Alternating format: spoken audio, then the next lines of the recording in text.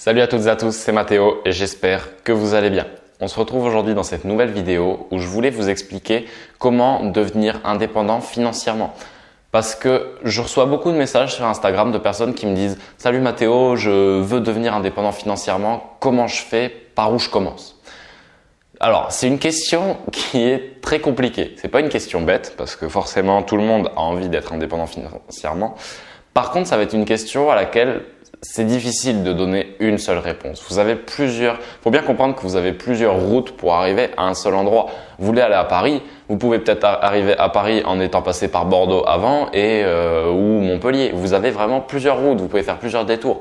Donc vous pouvez atteindre votre objectif en faisant plusieurs choses. Après, il y a quand même des choses que chaque personne qui sont indépendantes financièrement ont et font qui leur permettent de générer de l'argent et des rentrées d'argent récurrentes sans avoir forcément à échanger leur temps contre de l'argent. Donc je pense que déjà pour être indépendant financièrement, la base des bases, vous allez dire que je l'ai déjà dit plusieurs fois et que c'est un conseil très redondant et que tout le monde le dit. Mais si tout le monde le dit, c'est qu'il y a une raison, c'est déjà de se former. Vous devez vous former. Vous êtes obligé de vous former, d'apprendre, d'enrichir vos connaissances pour pouvoir passer à l'action, pour pouvoir apporter quelque chose peut-être d'un petit peu novateur dans votre secteur et d'un petit peu qui apporte beaucoup de valeur. Et pour apporter de la valeur et pour savoir délivrer cette valeur, vous êtes obligé de vous former. Que ce soit en marketing, que ce soit en vente, que ce soit en mindset, que ce soit en investissement, vous êtes obligé de vous former. Donc ça, c'est la première des choses. Vous former, ça va vous permettre de gagner de l'argent parce que vous allez réussir à bien apporter de la valeur à vos prospects et ces prospects vont vous payer pour devenir des clients. Donc à partir de là, vous allez déjà commencer à avoir de l'argent.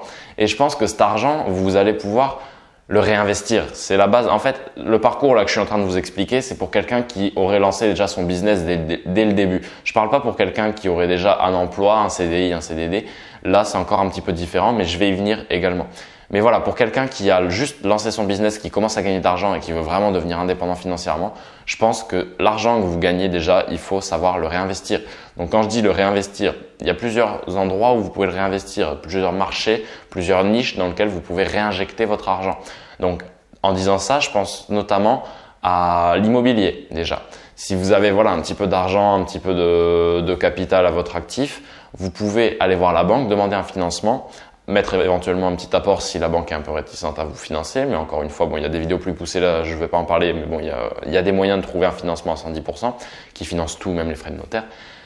Mais investissez dans l'immobilier, ça va vous permettre de placer de l'argent et cet argent, chaque mois, va vous rapporter de l'argent parce que le locataire va payer votre crédit en quelque sorte et vous allez rembourser la banque gratuitement et avoir un excédent de trésorerie. Donc petit à petit, vous allez avoir un bien immobilier qui est de plus en plus à vous sans avoir sorti 1 euro si vous avez fait bien la chose. Donc voilà, réinvestissez votre argent dans votre business déjà, dans votre propre business qui vous génère déjà de l'argent pour en générer encore plus et ensuite ou en même temps, investissez également dans l'immobilier ou dans la bourse par exemple. La bourse aussi, il y a plusieurs stratégies qu'on peut mettre en place en bourse, soit vraiment spéculative en mode trading, en mode je veux tirer bénéfice de chaque montée ou chaque descente.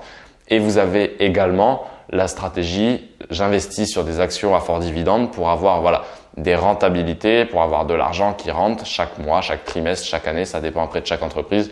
À quel moment ils vous versent les dividendes, à quel moment ils reversent les dividendes à leurs investisseurs.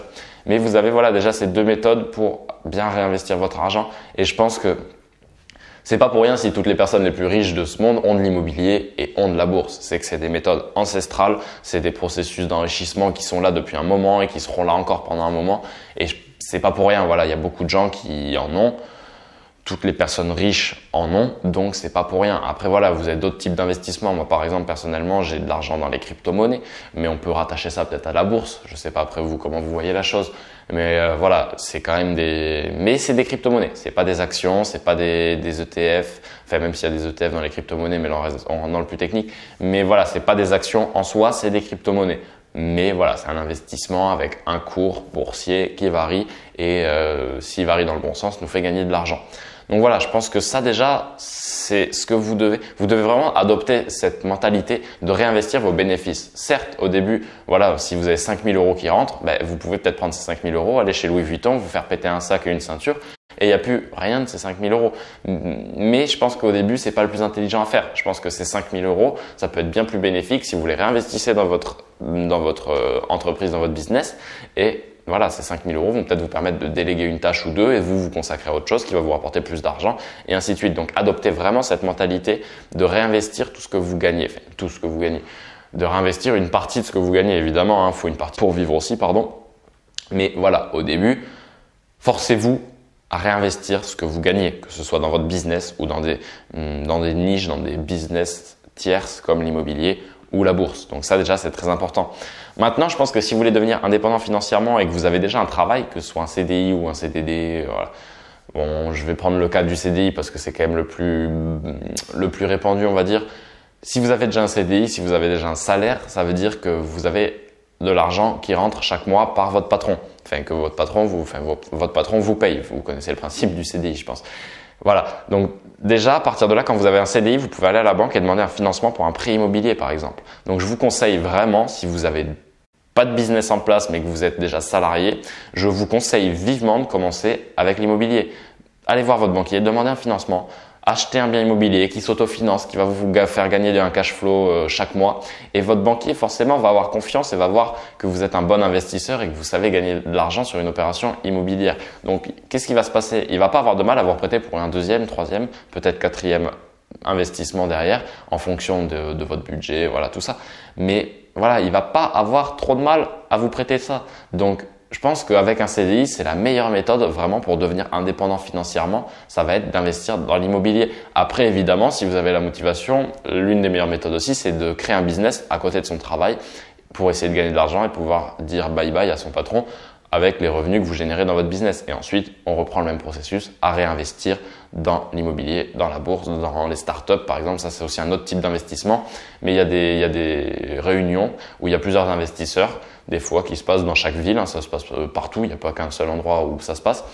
Où vous avez des jeunes startups qui viennent présenter les projets. Et vous, en tant qu'investisseur, en fonction des startups qui vous plaisent, en lesquelles vous avez confiance, vous pouvez leur passer une partie, enfin, de l'argent pour qu'ils démarrent leur business. Et eux, évidemment, vous le rendront normalement, si le business se passe bien et s'ils arrivent à faire décoller leur entreprise, vous rendront, enfin, en gros, vous avez des parts sur leur entreprise. Donc, votre part sera valorisée si l'entreprise se valorise via des bons résultats au niveau de leur boulot. Donc ça, voilà, investir dans des startups, ça peut être tout à fait aussi faisable. Ça peut avoir un très gros retour sur investissement, mais c'est peut-être un petit peu plus risqué que d'investir dans l'immobilier. Si vous faites ça bien, l'immobilier, il y a quand même peu de chances, voilà, de totalement foirer un projet. Si vous avez étudié un petit peu le marché et que vous connaissez la demande locative, il y a peu de chances de vraiment foirer une opération immobilière. Mais par contre, en startup, voilà, une startup peut couler et peut couler avec vos 10 000 euros, avec vos 20 000 euros. Voilà, donc c'est pour ça que vous devez aussi investir dans des projets en lesquels vous croyez et c'est pour ça que je vous disais au début de vous former parce que ça vous permettra de voir ce qui est bien dans la présentation du projet de la startup et de voir ce qui est bancal par exemple. Et pareil pour une entreprise dans laquelle vous investissez en bourse. En étant formé, ça va vous permettre de connaître voilà, les points qui sont bons pour l'entreprise, les points qui sont mauvais, là, les points sur lesquels il faut se méfier, les points sur lesquels on peut y aller les yeux fermés. Et voilà, donc se former, réinvestir ce qu'on gagne, je pense que c'est vraiment la seule méthode pour devenir indépendant financièrement. Alors voilà, après avec l'immobilier, ça peut aller très vite de devenir indépendant financièrement, pardon, je commence à galérer.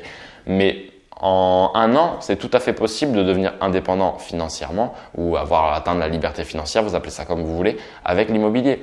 Avec un business également, vous lancez un business en ligne, vous pouvez avoir déjà des gros résultats en peu de temps. Mais ne soyez pas trop pressés, c'est sûr qu'en un mois, ça va être compliqué, je pense, en un mois, de devenir indépendant financièrement, même en 2 ou 3 mois. Il va falloir un petit peu de patience, travailler, persévérer et c'est la seule méthode pour réussir à devenir indépendant financièrement. Donc, si l'indépendance financière t'intéresse, n'oublie pas que tu peux trouver le pack au contenu 100% gratuit et secret dans la description. Secret parce que voilà, c'est du contenu que je peux pas me permettre de laisser trop longtemps sur Internet et que je veux vraiment qu'il soit accessible que aux personnes vraiment motivées. Donc, si tu es motivé, je te fais confiance, tu trouveras ça, tu as le lien dans ma description. Donc voilà, j'espère que la vidéo t'aura plu. Je te remercie de m'avoir écouté jusqu'à présent. Je te dis à la prochaine pour une nouvelle vidéo. Ciao, ciao.